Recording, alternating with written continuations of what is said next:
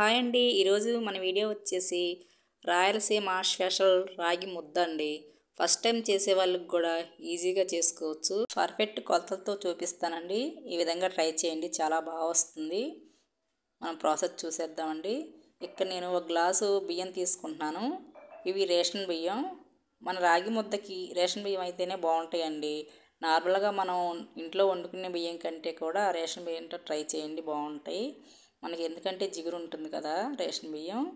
ఇక్కడ బియ్యం కడిగేసి నేను ఒక గ్లాస్ బియ్యం తీసుకున్నాను కదండి, అదే గ్లాస్తో 5 గ్లాసుల వరకు వాటర్ వేసుకున్నాను. మనకి సరిపోతాయి కరెక్ట్గా 5 గ్లాసులు అయితే. ఈ విధంగా వాటర్ వేసుకొని ఇక్కడ ఒక హాఫ్ అన్ అవర్ వరకు నానబెట్టుకోవాలండి బియ్యం. హాఫ్ అన్ అవర్ తర్వాత ఇలా గ్యాస్ ఆన్ చేసి ఉడికించుకున్నాం రైస్ని. ఇలా మధ్యలో ఒకసారి చెక్ చేసి ఇక్కడ ఒక చిన్న టీ స్పూన్ వరకు నేను సాల్ట్ వేసుకుంటున్నానండి. ఎందుకంటే మనకి రాగి ముద్ద చప్పగా లేకుండా టేస్ట్ బాగుంటుంది. సాల్ట్ వేసి ఒకసారి కలిపేసి మూత పెట్టి మెత్తగా ఉడికించుకుందామండి రైస్ని. చూసారా ఫ్రెండ్స్, ఇలా ఉడకాలండి రైసు, చాలా మెత్తగా ఉడకాలి. ఇక్కడ మనకి రైసు ఉడికిపోయిందండి. ఈ విధంగా ఉడికితే సరిపోతాయి.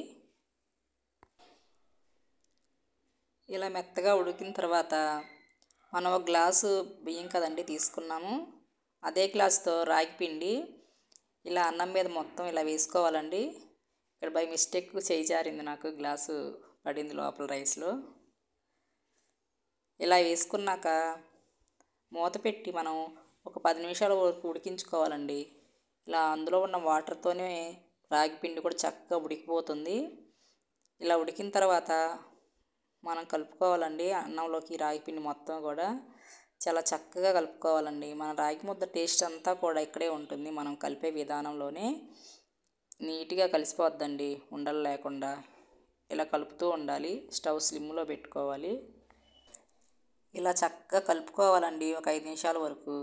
చూసారండి, ఈ విధంగా కలిసిపోతుంది. నేను ఇక్కడ ఒక స్పూన్ వరకు నెయ్యి తీసుకున్నాను.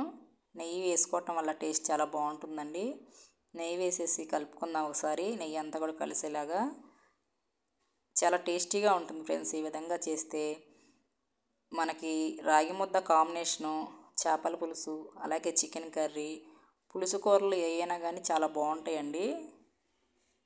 ఇక్కడ రాగి ముద్ద తయారైతుందండి, చక్కగా కలిసిపోయింది. ఇలా కలవాలి, ముద్దలు ఉండలు ఏమీ లేకుండా పిండి చక్కగా కలుపుకోవాలి ఫ్రెండ్స్. మనకి ఇక్కడ కలిసిపోయిందండి. మూత పెట్టి ఒక 5 నిమిషాలు సిమ్లో ఉడికించుకుందాం. మన ఫైనల్లీ రెడీ అయిపోయిందండి. టేస్ట్ అయితే చాలా బాగుందండి. వీడియో నచ్చితే లైక్ చేయండి, అలాగే సబ్స్క్రైబ్ చేసుకోండి.